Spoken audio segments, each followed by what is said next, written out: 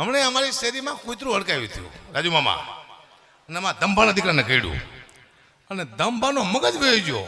આવ્યા લાકડી લઈને, એક લાકડી મારી, હડકાયા કૂતરાને મારી નાખ્યું. બોલો, પણ બીજા 5-6 હાદા કૂતરા હોતા હતા. દંભાએ 5-5ને મારી નાખ્યા. મેં દંભા, હડકાયા કૂતરાને તમે ભલે મારી નાખ્યું, પણ હાદાને શું લેવા મારી નાખ્યા? મને કે સાલા હોય તો હડકાયા થાય નહીં કે. બોલો, પેન્ડિંગમાં કૂતરા મારી નાખ્યા. દુઃખની વાત છે, પણ મારે કરવી પડશે જીવનમાં. હમણાં મારા દીકરાને મેં કીધું, એને મેં હમણાં નાની સાયકલ લઈ આપી, અને મેં એ સાયકલમાંથી હું ખુદ બેઠો પાછો. મારા દીકરાને મેં કીધું, બેટા તું કહે મને કે હું તારી નાની સાયકલમાંથી બેઠો છું, તને કેવો લાગુ છું? મને કે પપ્પા તમને ખોટું લાગશે. નહીં લાગે, તું કે તારી નાની સાયકલમાંથી બેઠો છું, હું લાગુ છું કેવો? મને કે પપ્પા તમે મારી નાની સાયકલમાંથી બેઠા છો, તમે એવા લાગો છો જાણે બહુચરમાના કુકડામાંથી મહિષાસુર બેઠો એવું લાગી કે.